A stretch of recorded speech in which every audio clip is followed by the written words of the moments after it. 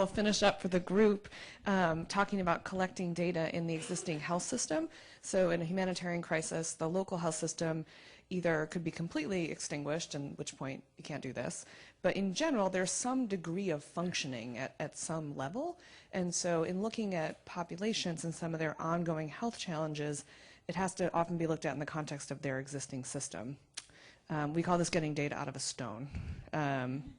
And so the problem you have is that the health system may be very varied where you are. And so as Nirma was saying, research before you go in that 48 hours or whatever window you have.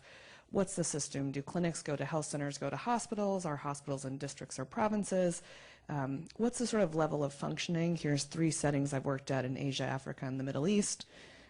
Each one had an unbelievably different level of service. And then also the problem becomes, as we've looked at from my other panelists, is where is this data and what format is it in?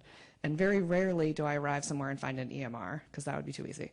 And so, for example, this chart from the top picture is a paper chart that's stapled together from a basement of a hospital in Palestine. And then this book, which has nice, neatly written rows, is a ledger in a hospital in Liberia where the nurses painstakingly copy every inpatient into this ledger to summarize. But the charts disappear forever. But there's a summary. And then this book on the right is the personal health record of Lesotho. And so the mothers carry around bukanas for all their children, assuming they haven't gotten wet, lost, or stolen, or restarted because they couldn't find it. And so understanding what the basic information sources might be can give you some ideas of where you might be able to extract data. And so in my example, as Kelly introduced, I worked in Liberia during the Ebola outbreak, and our role was to support the national hospital system to do effective triage and infection control, which did not exist prior to Ebola. And we have 21 hospitals spread out all over the country, and so we needed to give some measure to how well they were performing to understand who needed more help and what did they need. And so what we did was, we had to set our goals very carefully. I couldn't help but I'm the pediatrician on the panel, so I had to put a cute kid picture in. We had to set our goals very carefully. So understanding how triage functions and infection control functions could be the source of years, a lifetime of work. And so we had to be very clear about what information did we really need to know and how do we set that up.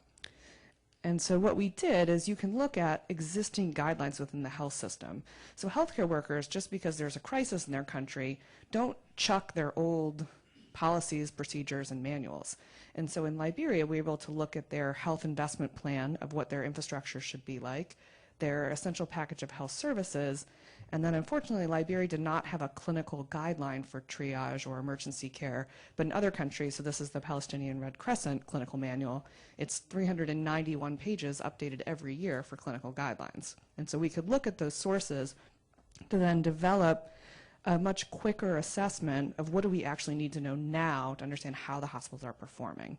And so working with the Ministry of Health team, because as Eric mentioned, their buy-in and grading their own facilities was unbelievably important. And so if we had come to them with a score that they weren't in agreement with, I can guarantee I would have been on the next plane out of Liberia. And so they worked with us to develop this score. We also had expertise from our WHO and CDC colleagues, and then our team brought a very local context, having worked there before the outbreak, to combine all these sources and then use this simple tool, which took about half an hour at each hospital, to measure progress over time and assess the needs in any given area.